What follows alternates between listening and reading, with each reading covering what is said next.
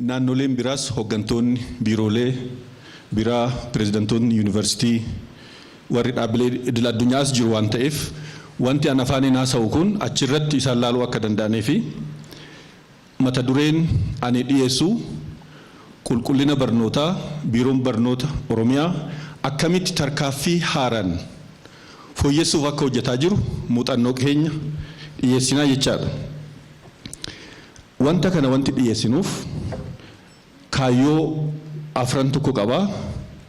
Inni dura hojiin nuti hojjennu kun haala barnoota addunyaa biyya addunyaa wajjin maal fakkaata kan jedhu walitti hidhiinsa isaa argisiisuuf. Nuti kophaa keenyaa miti addunyaa walitti hidhamee jira. Hojiin nuti hojjennu kun dhaabbileen idil addunyaa kan akka UNESCO, kan akka UNICEF, kan kaan Oromiyaan akkamitti akka hojjechaa jiru namni waan kana hubatee jarri kun waan addunyaa wajjin walitti hidhamee hojjetaa jira jettanii konfidensii uummatanii deeggarsa keessan akka sirriitti itti fuftan gochuu fi inni lammaffaa muuxannoo keenya qooduufi. Oromiyaan qofti waan guddaa hojjettee misoomuu dandeessu waan nu hojjennu kana muuxannoo keenya warra biraatiif qoonnee wal qabannee biyya kana ijaaruun dirqama keenya waan ta'eef muuxannoo keenya saksasii keenya qooduun barbaachisaa ta'e waan mul'ateef. Inni lammaffaan immoo akkaataa nu itti ufiyaan nu qofatu gaa jechuu odoo hin taane bifa kanaanis odoo laaltanii jettanii yaadni kennitan as keessa barsiisota muuxannoo gaarii qabutu jira. Pirezidantoota yuunivarsiitiitu jira. Riisarcharootatu jira. Hayyootatu jira. Abbootii gadaatu nama gurguddata as keessa jira. Akkanattis odoo laaltanii gaarii kan jedhu yaada isinirraa fudhachuuf. Inni kan biraa immoo waan amma hojjenne kana injifannoo amma barnoota irratti galmeessine kana itti fufsiisuuf presentation kun dhiyaataa jechaadha. Qabiyyeen an dhiyeessu akka seentatitti wanti kaasuu hin jira. Qulqullina barnootaa kana namni isaa beduu hin kaasa. Garuu qulqullina barnootaa maal kan jedhu kana walii galuun hubachuun kanaafis tumsuuf waan gargaaruuf yaada rimee qulqullina barnootaa nan kaasa. Qulqullina barnoota irratti gufuun barnoota Oromiyaa qunname maal akka ta'e haala qabatama keenyan jechaadha. Isa nan kaasa. Kara biraatiin immoo qulqullina barnootaa kana faluuf tarkaanfiiwwan nu hamma ammaa fudhachaa turee fi maal fa'aa akka ta'an nan kaasa. Kara biraatiin immoo bu'aan tarkaanfiiwwan nu fudhannee kun maal akka ta'e maal inni bu'aan isaan argaman kun kan jedhu nan kaasa. Fuula dura hoo odoo maal ta'e wayya mootummaan maal haa godhu uummanni maal haa godhu qooda fudhattoonni adda addaa maal haa godhan kan jedhu san gabaabsitan kaasaa jechaadha. Egaa barnootattoo deebinee barnoonni waan mirga namaati jennee laaluu hin dandeenya. Barnoonni ilmi namaa dandeettii isaa akka ol kaasu waan gargaaru. Sammuu isaa kan banu barumsi. Fakkeenyaaf mee namoonni galma kana keessa jirtan hundi keessanuu qe'ee keessanitti deebi'aati nama wajjin dhalattan kan carraa barumsaan arganne yaada sakandii tokkoof. Isinii fi namni carraa barumsaa odoo manatti hin argamne qe'eetti hafe sun barumsa argatin hafe sun garaagarummaan keessan maal jettanii yaaddu? Garaagarummaan isaa namni kun carraa barnootaa waan argateef dandeettii isaatti fayyadamee waa hojjechuu danda'ee jira. Manatti kan hafe sun immoo dandeettii hin qabaa garuu dandeettii isaan barnootan cimsachuu hin dandeenye. Kanaaf garaagarummaa kan fidu barumsaa jechaadha. Barumsi sammuu namaa kan banu dandeettii namaa uumamaan kan waaqni nu kenne san akka itti fayyadamnu meeshaa nu gargaaru jechaadha. Dhaabbanni idil addunyaa UNESCOon barnoota irratti kan hojjetu utubaan barnootaa waan afur jedheet laala. Mul'ata galma addunyaa barnoota addunyaatiif qabu UNESCOon waan afur kaa'a. Kana keessatti gaa barnoota keenyas kanaan walitti hiitanii ilaaluu hin dandeessu waan nu kennitu. Namni kan baratuuf tokko beekuuf kan baratu. Maal beekuuf? Barreessuu, dubbisuu, ogummaa adda addaa horachuu, nagaan jiraachuu. Kanaaf namni kan baratuuf. Inni lammaffaan immoo barnoonni waa hojjechuuf. Namni seera barate seera irratti hojjeta. Namni waa'ee raayyummaa barate raayyaa ittisa biyyaa ta'ee hojjeta. Kan barsiisaa ta'e ni barsiisa. Ogeessa qonnaa kan ta'e ogeessa qonnaa ta'e hojjeta. Hakima kan ta'e hakima ta'e waa hojjechuuf barnoomsi waa hojjechuuf utubaa lammaffaa ta'e kan laalu. Lammaffaaf sadaffaaf inni guddaan barumsi wajjin jiraachuuf. Barumsi wajjin jiraachuuf. Nuti barnoota afaan Somaaleetiin yoo barsiifnu, afaan Amaariffaatiin yoo barsiifnu, afaan Sidaamaatiin yoo barsiifnu, akkasumatti lafaa kaanitii miti. Kun piilarii yookiin utubaa UNESCOon kaa'e namni wajjin jiraachuuf namni naannoo isaatiitti jiraachuuf namni biyya isaatiitti jiraachuuf namni addunyaa keessatti jiraachuuf barnoonni wajjin jiraachuuf akka gargaaru akka kan UNESCOon kaa'u utubaa sadaffaadha jechaadha. Utubaan afraffaa namni barnoota kan baratuuf waan barbaadu ta'uufi. Amma daa'ima tokko maal ta'uu barbaada jettanii yoo gaafattan daa'imni sun hawwii isaa isinitti hima. Waan barbaadnu san ta'uuf. Namni waan barbaade ta'a. Waan sammuu isaa keessatti yaade ta'a. Namni waan barbaanne ta'uu hin danda'u. Kanaaf barnoomsi utubaawwan barnootaa afran kana egaa barumsa nu kenninu kana walitti fidanii ilaaluu hin dandeessu jechaadha. Barumsi gatii qaba, faayidaa qaba, faayidaa maallaqaan tilmaamamu qaba. Barumsi faayidaa maallaqaan isin tilmaamamne qaba. Fakkeenyaaf maallaqa haa laallu galii guddaa akka biyyaatitti akka argannu gargaara. Fakkeenyaaf biyyi Switzerland jennu nama isaanii parsentii 99 barsiisanii jiru. Galiin isaanii baatii tokko $6,350 fakkeenyumaan isinii kaasa. Kan biyya keenyaa garuu galiin nama tokko jiddu galeessan isinii kaasaa jira $145. Biyyi tokko $6,350 Switzerland kan argattuu fi nummoo $145 kan argannu wanti biraa jiraatus garaagarummaan isaa barnoota. Kanaaf galii ol ka'aa akka argannu taasisuuf nu gargaara. Oomishtummaan akka cimu ta'a.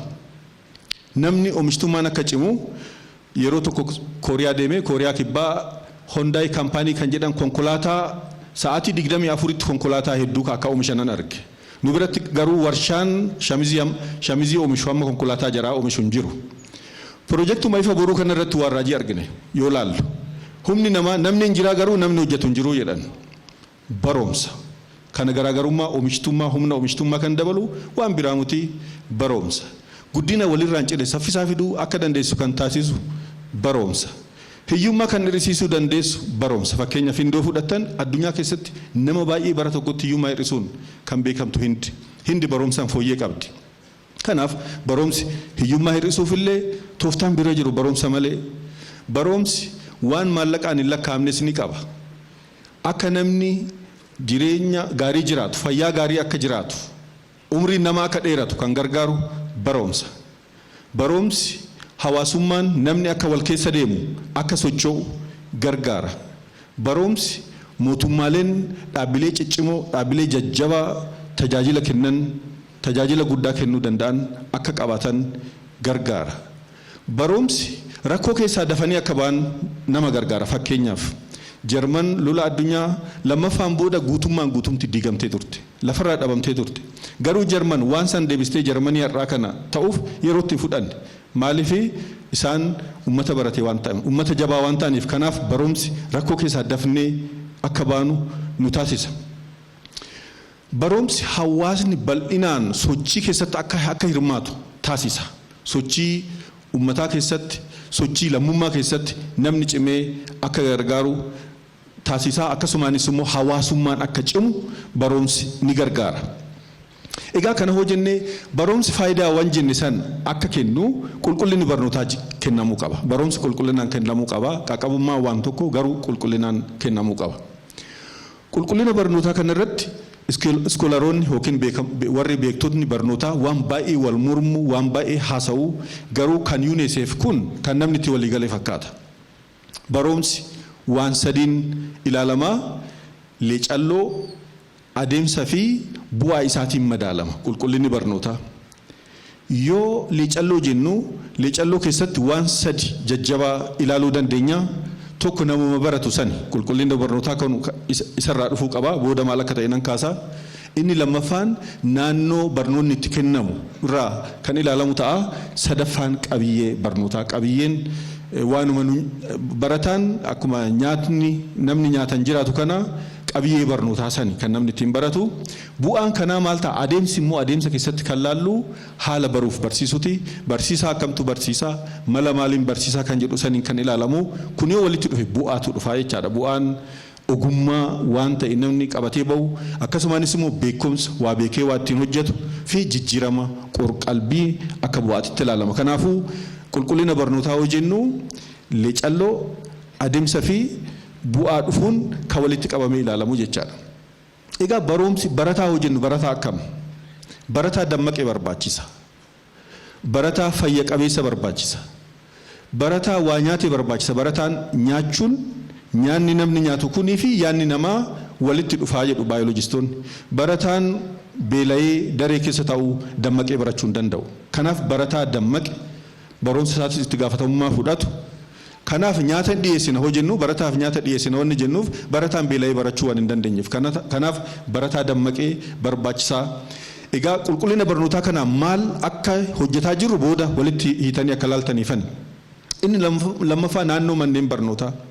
Naannoon manneen barnootaa fayya qabeessa ta'uu qaba. Nagaa ta'uu qaba. Koorniyaaf xiyyeeffannaa kan kennu ta'uu qaba.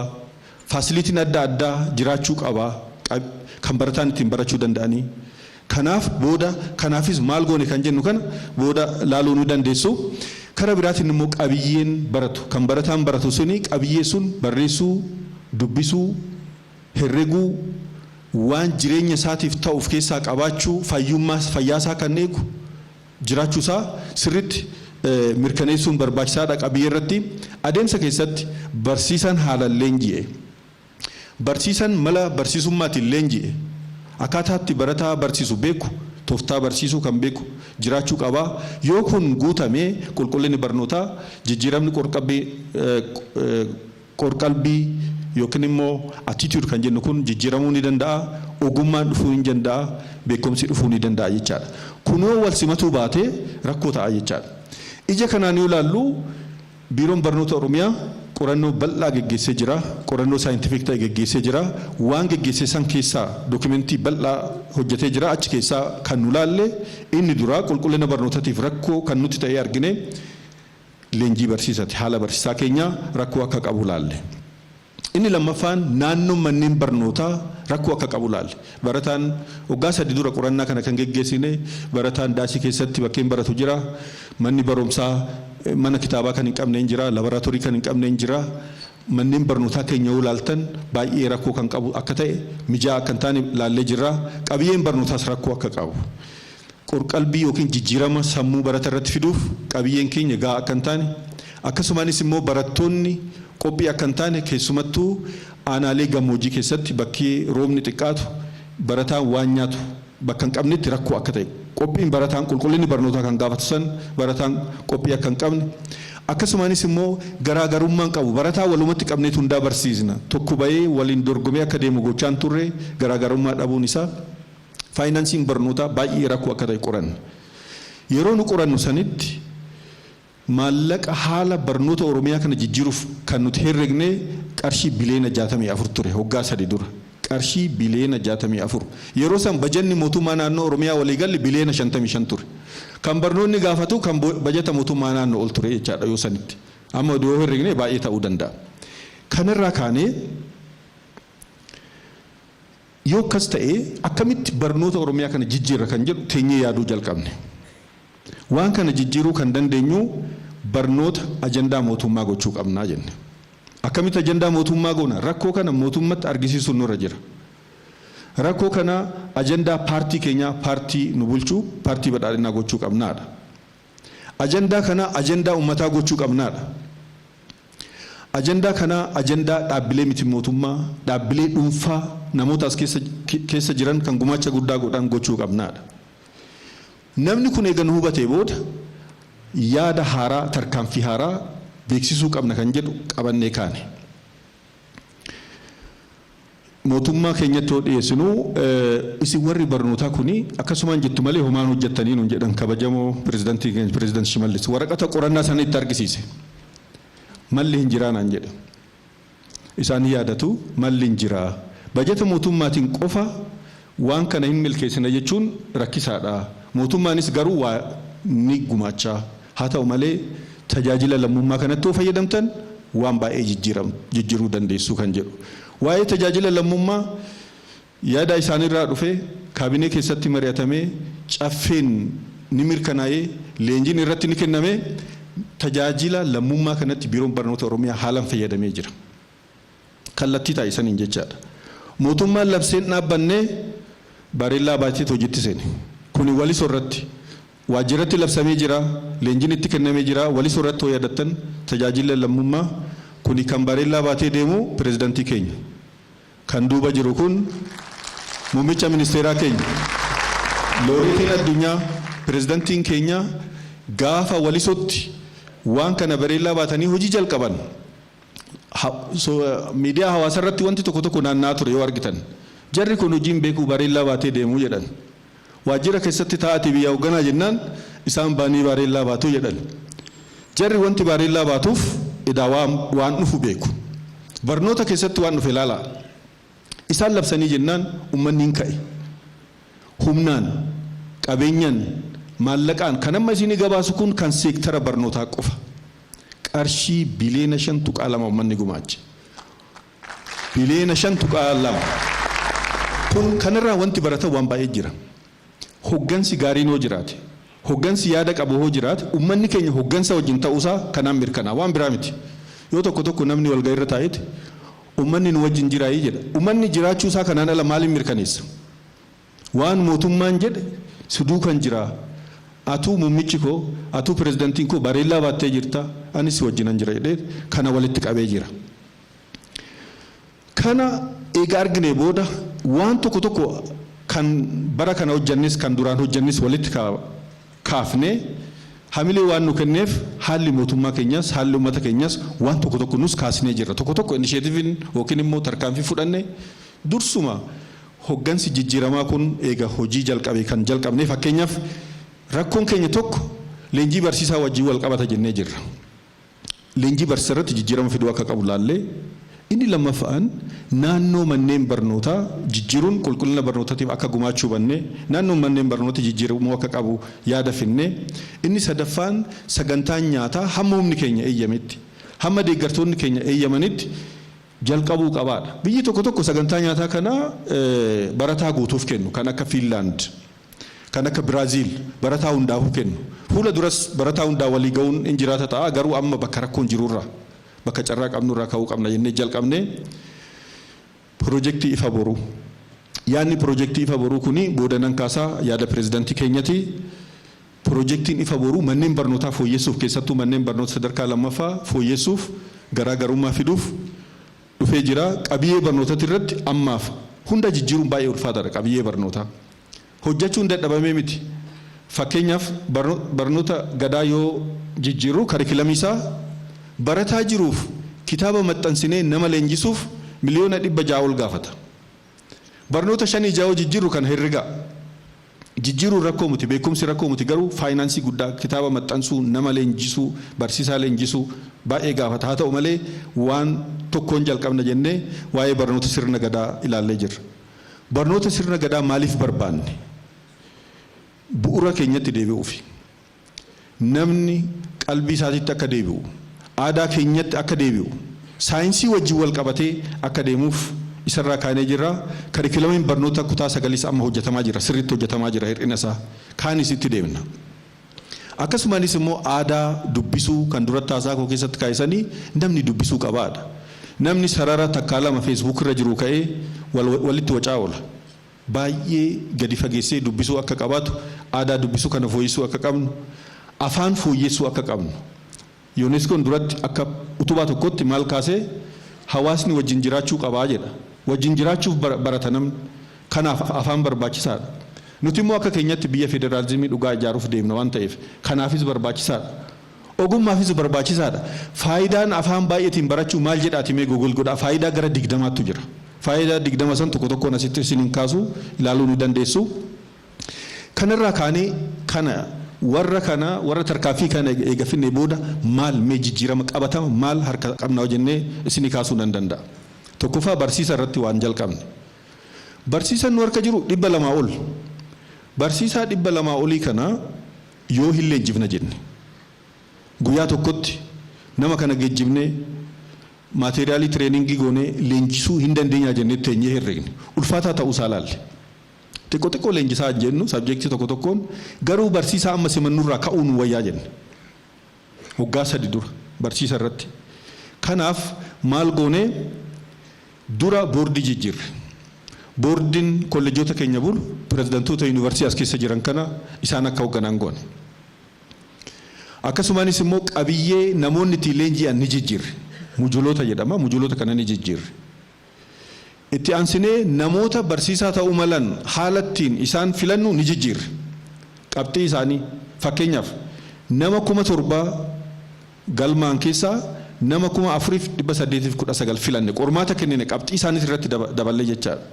Namoota kana waggaa 3 booda barana yoo qorru COC namni parsentii 94.9 darbanii jiru. Parsentii 94.9. Kanaan dura barsiisan ture parsentii 50 gadi kan darbu kan jiru keessaa jechaadha. Barsiisonni kun amma leenji'anii gabatti galanii jiru. Amma achiin sistemni barsiisaatti leenji'u fooyya'ee jira jechaadha. Kun jijjiirama guddaadha. Qulqullinni barnootaa tokko kan mirkanaa'u barsiisaa waan ta'eef barsiisa irratti kun jijjiirama bu'uuraa seenaa barnootaa keessatti finne jennee ilaaluu ni dandeenya. Inni kan biraa naannoo manneen barnootaa jijjiiruu qabnaadha. Naannoo manneen barnootaa jijjiiramuun isaa qulqullina barnootaatiif gumaacha qaba. Akka leecalloo tokkotti daree dabalataa ijaarraa jenne. Waa'ee tajaajila lammummaa duratti isinii kaasee jira. Waa'ee jara bareellaa baatu san argitanii jirtu bu'aan isaanii asitti lakkaa'ama. Daree dabalataa 30,000 ijaaruu qabdu tajaajila lammummaatiin kan jedhu pirezidaantiin kan naa kaasan. Uummata sochoofnee jira. Nuti garuu kan ijaarre daree 34,247 ijaarre. Manneen barnootaa keessatti manneen barnoota baay'een mana fincaaniin qabanii qulqullina barbaachisaa yeroo koovidiitii ijoolleen gaafa deebi'an barachuuf manneen barnoota 10,864 ijaarra jennee karoorfannee 8,195 ijaarra. Mana dubbisuu uummata keessattis ijaaruu qabna jennee kaasnee warra aanaa wajjin warra magaalaa wajjin maaliif hawaasni yoo ofii isaatis dubbisuu hin dandeenye ijoollee isaa gargaaruu hin danda'u waan ta'eef mana barumsa mana dubbisaa 600 ijaarra jennee 345 ijaarree jirra. Kitaaba miliyoona 1 walitti qabnaa jenne. Miidiyaadhaan labsine. Lammiin keenya kan biyya alaa jirtan, lammiin keenya kan biyya keessaa jirtan, kitaaba ofii dubbistanii irraa baatan yoo dandeessan kitaaba moofallee ta'u kan itti fayyadamtan yoo dandeessan immoo bittanii nuu kennaa jenneen. Biyya alaatti irraa kitaaba tokkollee hin arganne humni keenyaasuma kanumaasii kanatu miliyoona 1.2 walitti nuu guure. Bishaan galchuunis koovidii kanaaf barbaachisaa waan ta'eef manneen barnoota keessatti kitaaba 5,610 dhiifama mana bishaan manneen barnoota 5,610 itti galchina jennee 3,654 itti galee jira. Ibsaan akkasuma galee jira. Reading Park dawoo dubbisaa kan jennu kana isa kanas galchinee jirra. Akkasumaanis immoo mana yaalii galchinee jirra jechaadha. Kan akkasumatti suuraa akka ilaaltan mana kitaaba uummataa kan jennu asitti akka ilaaltan mana dubbisaa uummataa Dr. Abiy jedha. Mummicharraa maqaa isaatiin moggaasanii jiru. Dawoo dubbisaa kan jennu immoo kan ilaaltan kana. Iddoo hin bareeda kun baay'ee mana barumsaa keessatti dawoo wayii gootanii iddoonis magariisaa ijoolleen achi ta'anii bakkeetti dubbisan kana akka saampiliititti kan kaasne jechaadha. Kun immoo daree dabalataa kana. Daree dabalataa kan jenne 34,000 asitti argisiisuu hin dandeenyu. Akkanumatti akka saampiliititti akka ilaaltanii namni olaaltan kalariin isaa garagara fuula dura wal fakkeessina. Wal fakkeessina fuula dura amma garuu namni ka'eetuma akka itti fakkaatutti hojjete haa ta'uti garuu hin bareeda.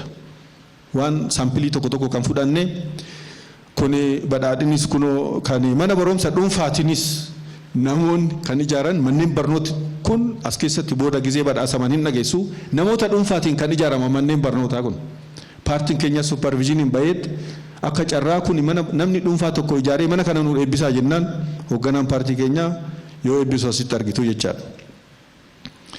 Kara biraatiin sagantaa nyaataa barataan dammaqee qulqullina barnootaatiif mirkaneessuuf sagantaa nyaataa jiraachuu qabaadha. Hamma ammaatitti zoonii 8 keessatti aanaa 34 keessatti barattoota miliyoona walakkaa ol ta'aniif qarshii gara miliyoona 687 ta'u bajata kanaan as keessatti bulchiinsi Finfinnees tumsee jira. UNICEF sagantaan nyaata addunyaa gumaachee jira. Mootummaan naannoo Oromiyaa bajata kennee jira. Fuula dura kun babal'ataa deemuu qabaa jechaadha. Kun sagantaa adda addaatiin deemamaa jira. Hamma tokko ijoollee qulqullina barnootaatiif hin gumaacha jenna. Kuni daa'imman nyaata yoo nyaattu akka saampiliititti waan arginu ijoolleen kun nyaanni iddoo mana barumsaatti dhiyaachuu baatanii baay'een isaanii harca'uu danda'u, miidhamuus danda'u. Kana ilaaluu ni dandeenya. Kara biraatiin kan dhufu barnoota keenya keessatti jijjiirama hin fida jennee kan yaannu piroojeektii ifa boruuti. Piroojeektiin ifa boruu kuni manneen barnoota bultii addaa 7 qabu. Akkasumaanis immoo manneen barnoota addaa 40tu jira. Isa kara biraatiin manneen barnoota sadarkaa lammaffaa 100tu jira. Ijaarsi manneen barnoota kana amma saffisaan deemaa jira. Manneen barnoota bultii addaa kuni hamma ammaatitti hamma baatii kanaatitti sadarkaan irra ga'uu qabu parsentii 22 amma garuu parsentii 30 ol deemee jira. Haromaayaa fi Amboo xiqqoo boodatti hafee kan Haromaayaas fala argatee rakkoo diizaayiniiti inni dafee fooyya'ee diizaayinii isaa fooyya'ee amma itti deemaa jira. Yoo ilaaltan karoora ol kan deemaa jiru. Kan Ambootis hamma ta'ee xiqqoo midhaan waan irra turee fi ammas inni saffisaa deemaa jira. Yeroo jedhamu kana keessatti hin xumurra jennee yaadna. Inni kan biraa manneen barnoota addaati. Manneen barnoota addaa kana 40 hundeessina jennee jirra. Hamma ammaatti 27 adda baanii jiru. 27 kana keessa 11 yuunivarsiitota keenyan kan deeggaraman guutummaan guututti jechaadha. Pirezidantoonni yuunivarsiitii keenyaa waamicha biiroon keenya godhe, waamicha mootummaan keenya godhe kabajanii manneen barnootaa kana qopheessanii jiru. Ijoolleen qormaata fudhatanii manneen barnootaa kanatti ni galu.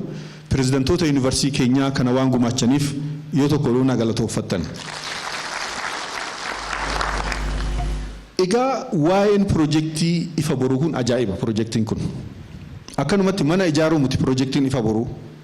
Yaanni isaa kabajamoo pirezidantii obbo Shimallis Abdiisaatiin dhufee pirezidantii keenya odoo nu galateeffatan yoo tokko. Qarshii biliyeena 4.9 barnoota irratti investi gochuudhaan bareellaa baatee tajaajila hojii lammummaa kaasuudhaan pirezidantii hojjete waan ta'eef nuti akka keenyatti pirezidantii ambaasaadara barnootaa jennee jirra. Egaa piroojeektiin kuni faayidaa guddaa qaba. Piroojeektiin kun ifa boruu kuni nama akkasumatti galchineetti barsiisuuf miti. Inni dura rakkoo qaqqabummaa ni hiika, rakkoo qulqullina barnootaa ni hiika, hojii uumammoo nama 100,000f 50,000f hojii uuma hojiin kun. Hamma ammaatitti yoo qorannu amma hojiin piroojeektiin kun maalirra jira kan jennu ani fi kabajamoo obbo Addisuun sadarkaa itti aanaa pirezidantii qindeessan kilaastara hawaasummaa wajjin qorannee jirra. Ijoollee nama 11,000f 14,000 ol uumee jira hamma ammaa kanatti. Kanaaf taargeetii kana hin gaajennee ilaalla. Inni lammaffaan mootummaan piroojeektii raawwachuu danda'amoo hin danda'u kan jedhu sirriitti kan ittiin of ilaalu jennee jirra. Amma mootummaan kanaan dura kan yaadame piroojeektiin tokko lafarraa harkifataa uummanni itti qofinsa hin qabu. Piroojeektii kanarratti raawwachuu hin dandeenye moo hin dandeenye bara tokkoon mana barumsa 147 hin hundeessinu moo hin hundeessinu dandeettii keenya kan itti madaallu jennee kaane karaa sirriirra deemaa jira.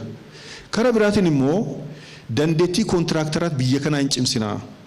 Kontiraaktaroonni amma wal dorgomaa jiru.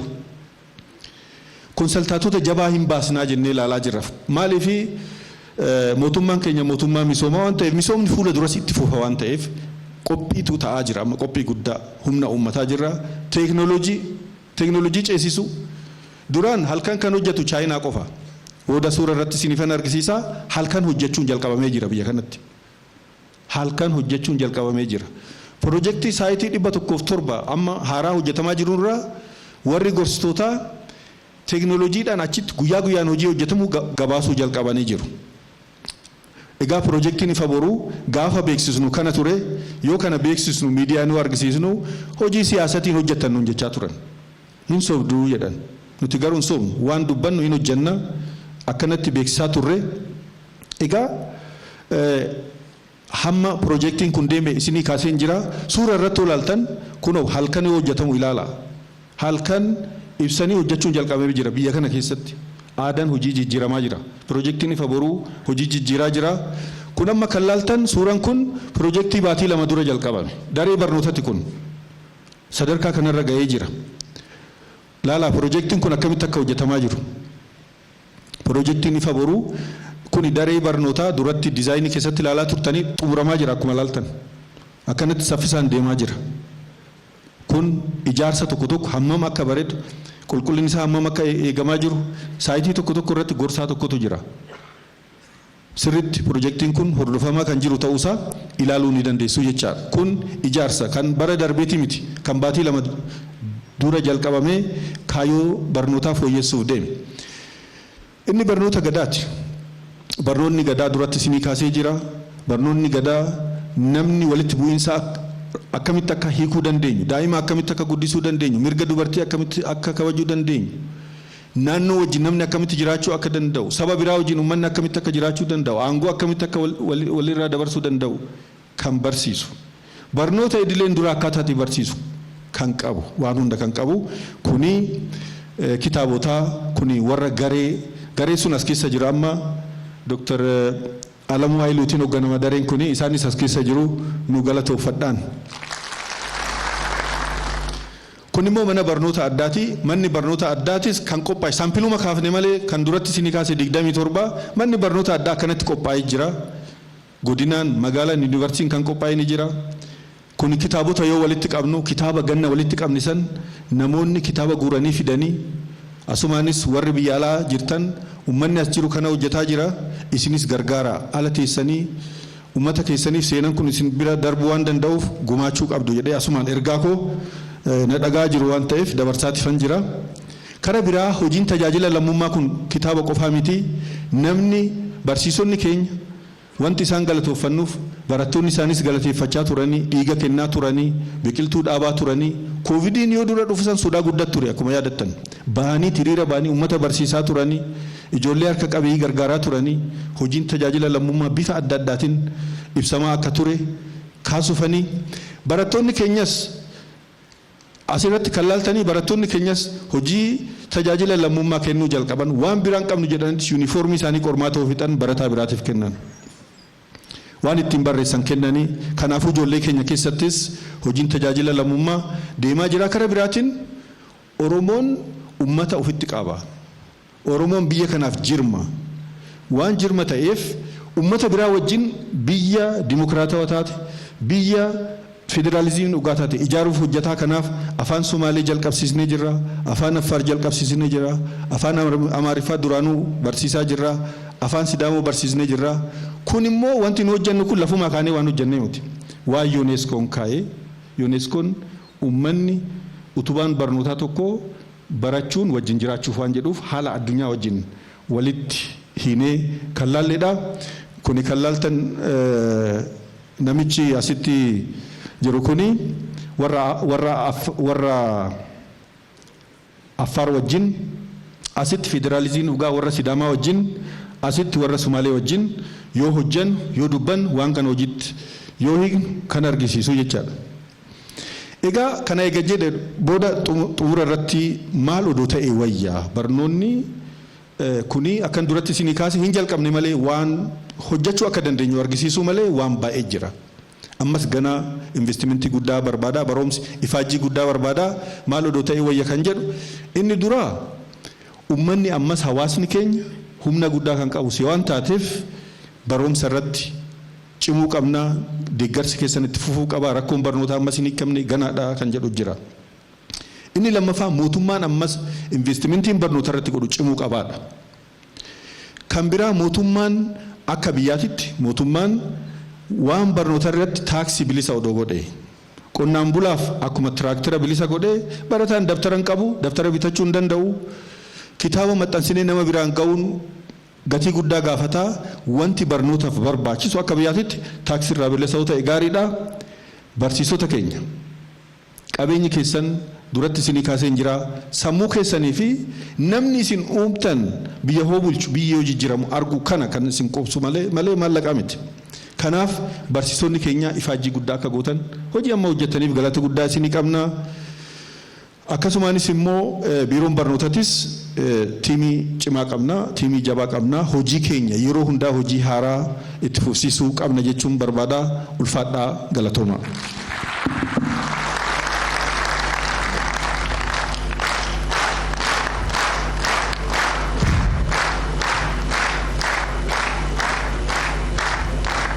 Dr. Tola Bariisoo guddaa galateeffannaa.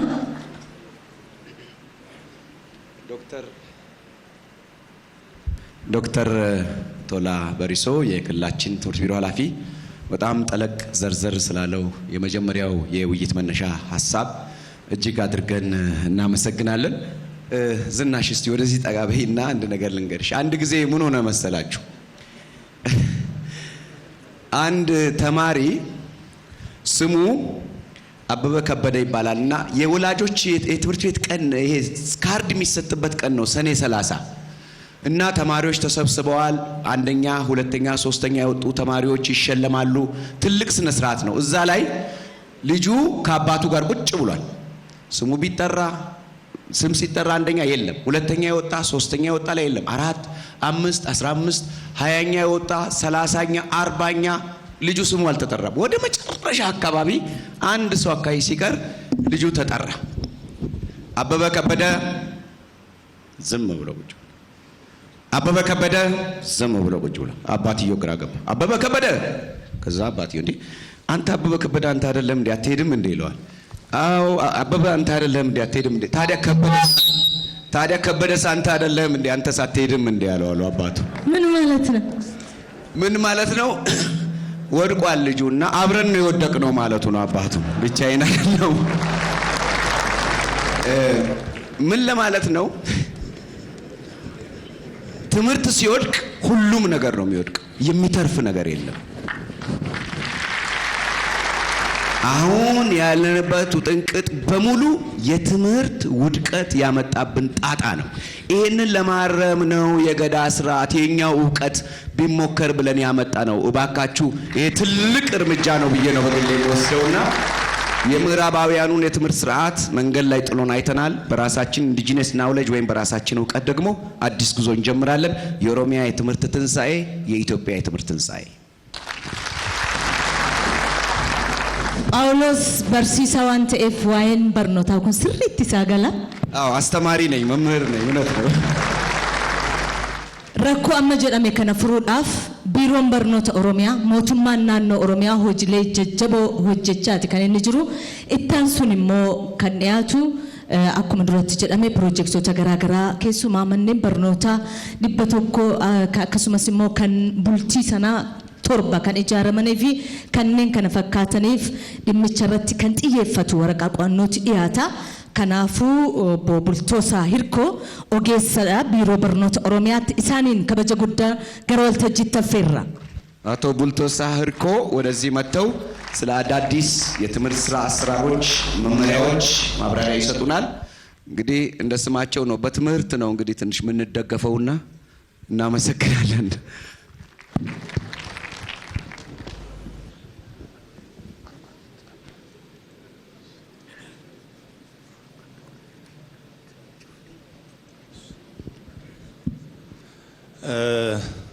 baay'ee galatoomaadha.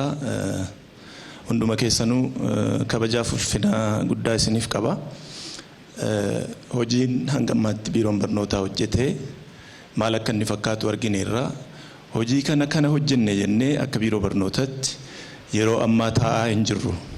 Akkamittiin itti fufsiisnee misooma barbaachisu sana galmaan geenyee uummata keenya irraa fayyadamaa taasisna kan jedhu irratti xiyyeeffatee ammas biiroon barnoota Oromiyaa inisheetiivii haaraatiin socho'aa jira. Kunis Oromiyaa Education Bureau Strategic Team jedhama.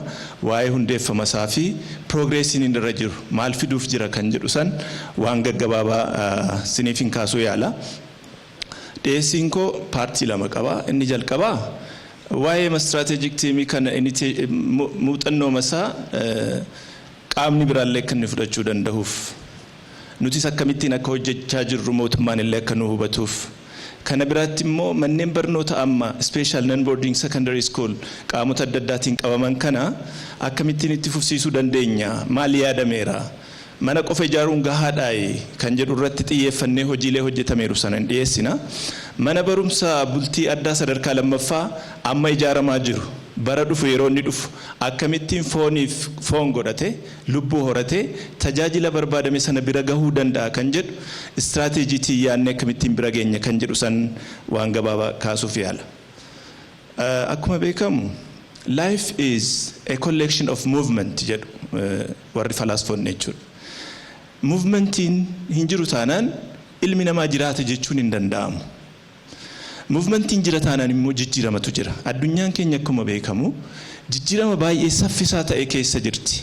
Isa sana faana tarkaanfachaa hin deemnu taanaan istiraatiijikaalii yaadnee hin deemnu taanaan bu'aa barbaadame sana hin jalqabnaa addaan nu jalaa cituu danda'a jechuudha. Kun akka hin taaneef akkuma initiative haaraa fiduutiin biiroo barnootaa keessatti beekaman ammas initiativein kun hoogganaa biiroo barnoota Oromiyaa kabajamaa obbo Dr. Tolaa Bariisootiinidha kan inni dhufe manaajmentii olaanaatiin mirkanaa'ee term of referencing qophaa'ee fi tiimiin edda hundaa'ee booddee orientationin kennameeti.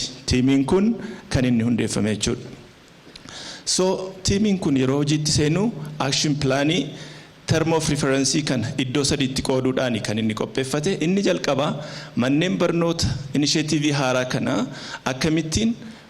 akkamittiin hundeessine akkamittiin hoogganuu dandeenya gara fuulduraatti akkamitti itti fufuu danda'a kan jedhu laalle kalammataatti immoo harka keenya irra hojiileen jiran jiru.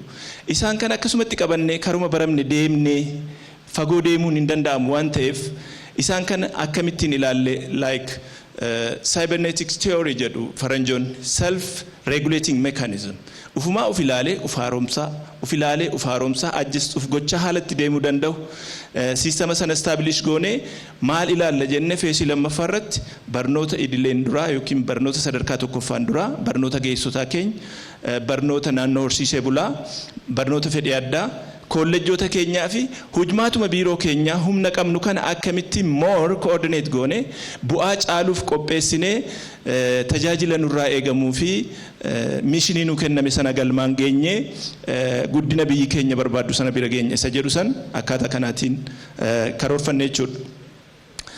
Akkamitti wanta kana raawwanne isa jedhu inni jalqaba experience biyyoota adda addaa sakattaane literature keessaa jechuudha. Sanatti aansee biyya keenya keessa seenne yeroo hankeenya immoo yeroo laallu qabatamaatiin Finfinneen mana barumsa bultii addaa banee jira isa ilaallee jirra. Aqaaqii Adventist yeroo dheeraa barattoota bulchuutiin garii immoo deddeebisuutiin barsiisuu irratti muuxannoo olaanaa qaba isa ilaalleerra. Risoorsii keenya guddaa kan ta'e mana barumsa bultii addaa waldaa misooma Oromiyaa kan magaalaa Adaamaa keessa jiru inni risoorsii keenya guddaadha isa ilaalleerra. Mana barumsa dhuunfaa Excel Academy jedhamu magaalaa Adaamaa keessatti mana barumsa barattoota ciccimoo baasuutiin beekamu maal hojjetanii jarri kun waan sana fidan isa jedhu ilaalleerra. Cambridge Academy kan jedhamu immoo sirna barnoota biyya alaatiin kan hojjetu magaalaa Finfinnee keessatti dhaqnee argineerra. By the way, Dr. Gammachiis Dastaa abbaa qabeenya kana qaamaan argannee dubbisne isaanis kanaaf gumaachuuf even barsiistota nu leenjisuudhaaf muuxannoo isaanii nu dabarsuudhaaf isaanillee waadaa seenaniiru.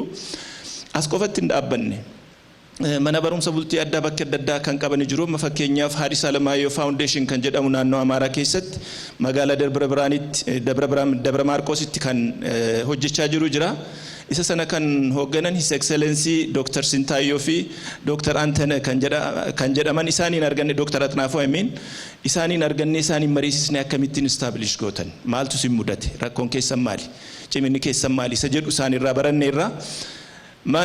University Science and Technology Adama innis kan keenya dhaqnee isaanoo barattoota yeroo accommodate godhan rakkoo maaltu isaan mudate ciminni maaltu jira naannoo sanatti waan ta'u yoo sadarkaan isaallee tokko ta'uu baate waan walitti dhufu waan jiruuf isa kanallee ilaalameera jechuudha. Calluma jennee strategic teamiin tokko calluma jedhee taa'ee ji'a booddee waan tokko produce godhee yeroo inni fidu in case yoo kallattii irraallee kan maqu ta'ee sheeppi gochuun barbaachisoo osoo irra jiru yoo ture hojii sana cimina isaa hanqisa waan ta'eef yaadrimee raayyaa kanaan dura hojiirra oolchaa turre san tiimiin kun guyyaarra waan hojjete hin madaala torban irraa guyyaa jimaataa yoo jimaan hin taane sanbata yoo sanbanni hin taane dilbata managementiin biiroo barnootaa yoo guutuun isaanii argaman yoo hin taane gariin isaanii bakka argamanitti yoo kun immoo dhabame hoogganaan biiroo bakka argamutti torban irraa ni ilaalama jechuudha. Ilaalame kallattiin hin kaa'ama yaadni itti kennama hin qeeqama isa sana fudhannee readjust goone dookumentoota frameworkota adda addaa qopheessuuf dandeenyeerra. Edda hundoofne ji'aaf amma torban lamaan keenya ji'a darbe keessatti dookumentii gurguddaa sadii produce goone xumurreerra jechuudha. Manneen barnoota for example a framework for university owned special and boarding secondary school for special and boarding secondary school owned by those and city administrations. Mana barumsa sadarkaa lammaffaa bultii addaafillee tokko activity achi keessatti raawwatan akkaataatti hoogganuu dandeenyu irratti xiyyeeffannee dookumentii qopheessinee xumurreerra jechuudha. maadha raashinaaliinsa waan baay'eesaa Dr. Kaasaniiru by the way edda wanti kun ka'ee dhiyeessuun mataansaa xiqqoo a bit challenging no garuu maalinni ilaalchi barnootaa akka kanaan dura yaannurraa xiqqoo addunyaan shift godheera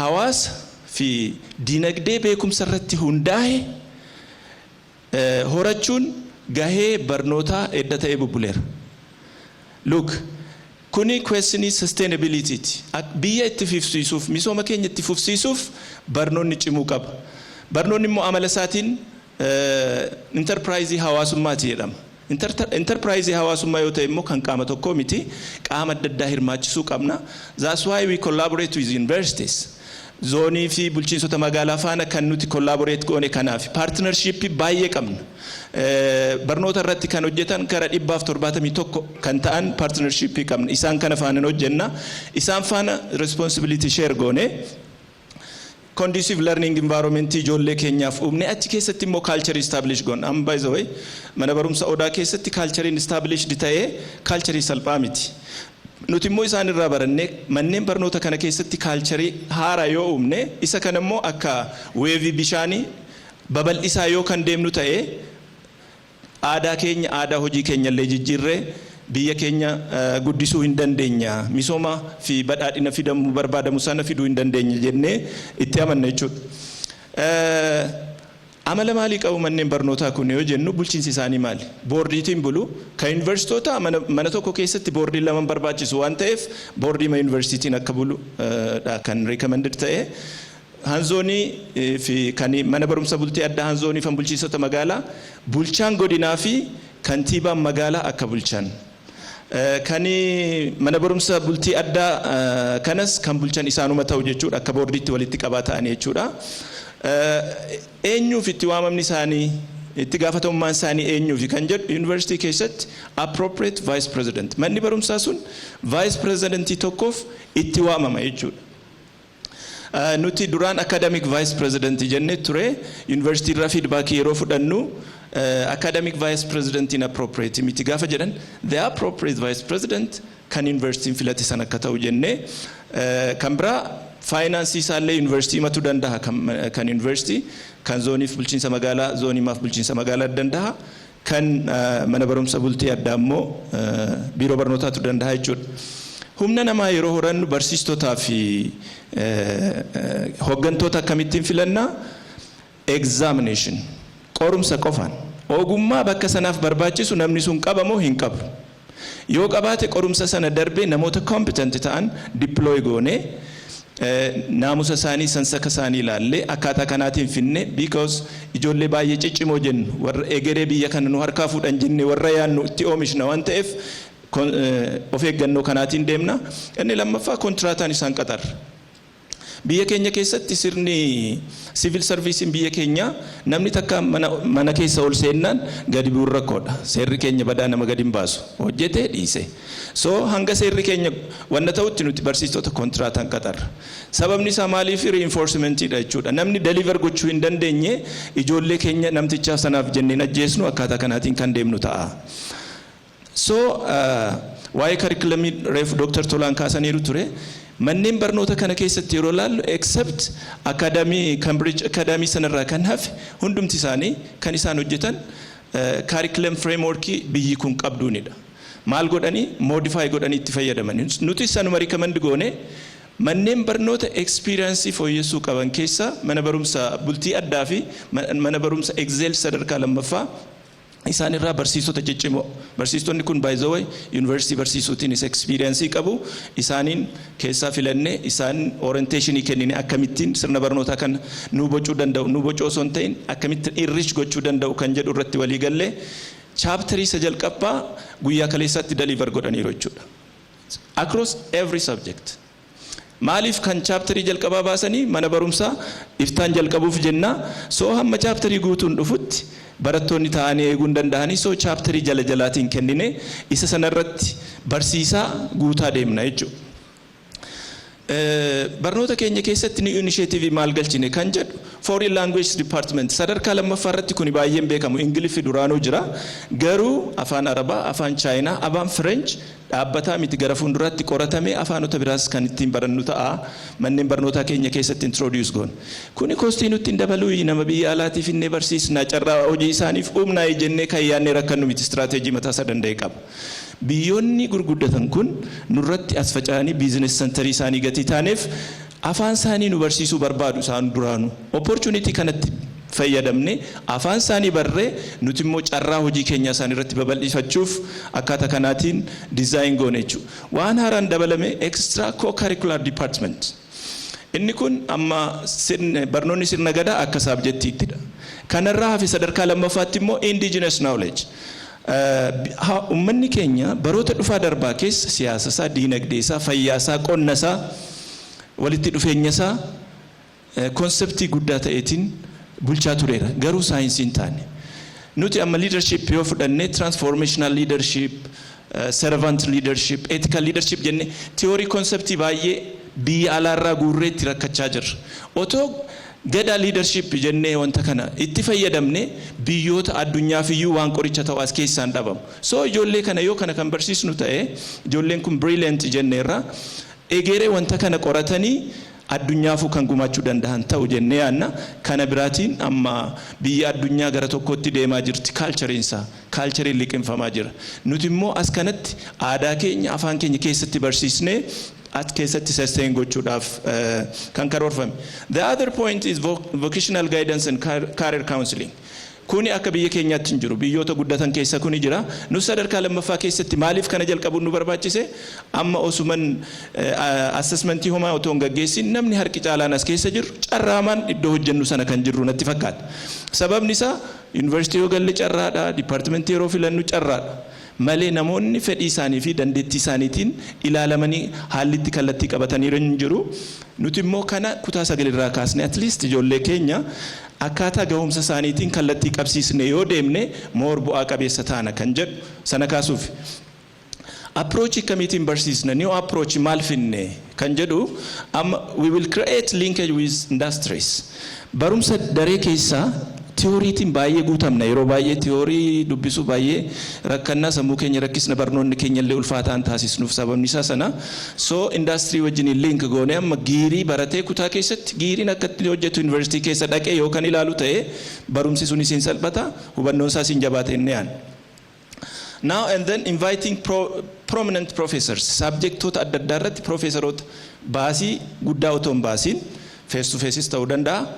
virtually ta'uu danda'a yookiin immoo viidiyootii waraabne disseminate goone barattoota keenya karaa namoota kanaa qaqqabullee hin dandeenya dabalataan barnoota dabalataa jechuudha namoota biizinasii hojjetan academicians public figure namoota ta'an speech isaanii motivational speech akkamittiin akka isaan guddatan sadarkaa san onnee keessatti horra akkas goone ijoollee keenya keessatti onnee horree isas face to face virtual video conferencing waan akkasiitiin itti fayyadamnee ijoollee keenya bira geenyee hin jabeessina yaada jedhuuf keessaa qabna kan biraa arranging this debate session kun yeroo duraa tureera biyya keenya keessa dibeetiin jira namni yaada isaa gadi fageenyaan akka inni ibsachuu danda'u kan dandeessisu mana barumsaa keessatti yoo shaakale waan ta'eef isa kanallee kana keessatti akka nammatamu yaadneerra manneen barnootaa kun eessa jiru kan jedhu already maappiin isaa hojjetameera biiroo barnootaatiin distribution isaa asirraa ilaaluu dandeessu jechuudha. Kanaddan jedhee yeroo baay'ee namoonni tokko manni barumsaa bultii koo faayinaansii guddaa gaafata kun weesteejidha yeroo ammaa addunyaan itti deemaa jirti. Biyyoota hunda keessa manni barumsaa bultii addaa kan hin jirre keessa hin jiru. Maadha manni barumsaa bultii addaa? Boarding schools are not just schools. Mana barumsaa qofa miti. Kuni bakka daa'imman humna isaanii yaada isaanii guutuutiin hojii barnootaa keessatti coobamanidha jedhanii yaaduun hin danda'amu. Kana yoo goone mana barumsaa kana yoo kan qabaanne taane kennaa ijoollee kana adda baasne cimina isaanii adda baasne isa sanarratti akka isaan cimani goone bu'aa guddaarraa argachuu dandeenya. Exceptional role moral characteristics ijoollee kana keessatti uumuu dandeenya. Walitti dhufanii maatiirraa adda bahanii jiraachuun mataan isaanii jireenya isaanii keessatti confidence akka uummatan nama waa dandamatu nama qilleensaan fudhatamu osoo hin ta'in nama waa dandamatu akka isaan ta'an gochuun hin danda'ama. Social skill kana keessatti develop gochuun hin danda'ama. ijoollee kana isaa finna. Godina bulchiinsa magaalaa hunda ganda hunda keessaa ijoollee gahumsa qabdu fudhannee dorgomsiisnee mana barumsa kanatti hin galchina. Biiroon barnoota Oromiyaa ispoonsarallee ta'ee godinoo naannolee biraa other regions naannolee biraallee sponsor ta'ee ijoollee brilliant ta'ee hin fida. Kuni interrelationship keenya walitti dhufeenya integration keenya cimsaa. Eegeer immoo biyyoota Afrikaallee build sponsorship akka kenninu shakkii hin qabnu. Mana barumsaa kan akka jalqabametti yoo qabannee deemne build sponsorship akka fidnu shakkii hin qabnu jechuudha. Kana danjedhee akkamittiin itti fufsiisna? The issue of sustainability. Biyya keenya keessatti waan baay'een hin jalqabama addaan cita. Gaashaa Barraa Mullaa beektu. Akka jalqabanitti otoo deemnee irra ta'e magaalaan Finfinnee irra kanan fakkaattu ture. Hin jalqabama ittiin fufu. Rakkoo akkasii qabna maal haa goonu? Sustainability issue tokko qajeelfama qopheessuun one of the sustainability issue garuu nuti kan irratti xiyyeeffanne finance, environment and quality. Finance yeroo jennu finance sustainability finance karaa lamaan dhufa. Inni jalqaba isa qabnu sirnaan itti fayyadamudha. Inni lammaffaa immoo income generation. Income generation irratti modeelii baay'ee addunyaa irratti fudhatama qaban baay'ee isaa fudhanneerra building manneen barnoota torban kanaaf yeroo tokko bara baraatiin NGO projectii kadhannee nama kadhachuurra yeroo tokko qofa fundraise goone kuni ani mootummaa keenyaaf baay'ee salphaadha kana gochuun danda'ama strategy isaallee keenyerra yoo mobilize goone mana barumsa torba bakka business itti yoo jaarre magaalaa Finfinnee keessatti maqaa mana barumsa bultii addaa torban kanaan mana gamoo torba yoo kan ijaarru ta'e sa'a baraan hin guune binnee keenyaaf jechuudha. So sanarraa manneen barnootaa sun itti fufiinsa isaaniin mirkanaa'a kan biraan lafa.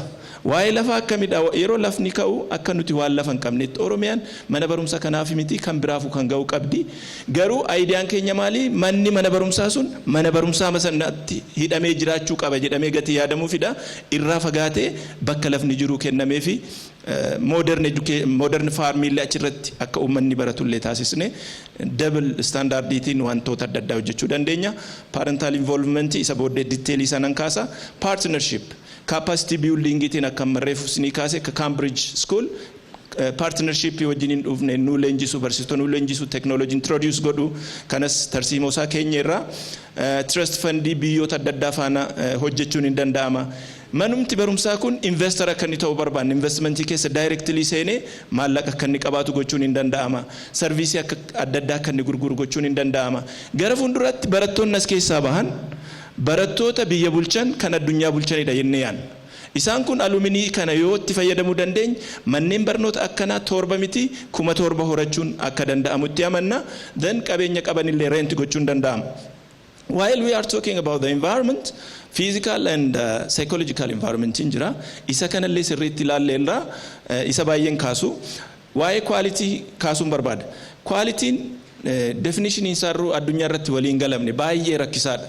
Quality innarra quality ta'e bor quality miti addunyaan jijjiiramaa jirti waan ta'eef so assessment irratti sin xiyyeeffannaa assessment kana external assessment akka naannoo keenyatti regional assessment hin jalqabna.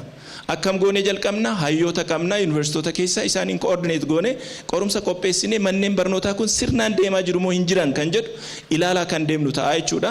National assessment hangammaatti hin qabnu yoo qaban yeroo horatamu irratti hirmaanna kan bira international assessment keessatti akka isaan qooda fudhatanii addunyaa irratti akka isaan beekaman gochuuf hin hojjenna jechuudha. Kan akka milkeessinu shakkii hin qabu.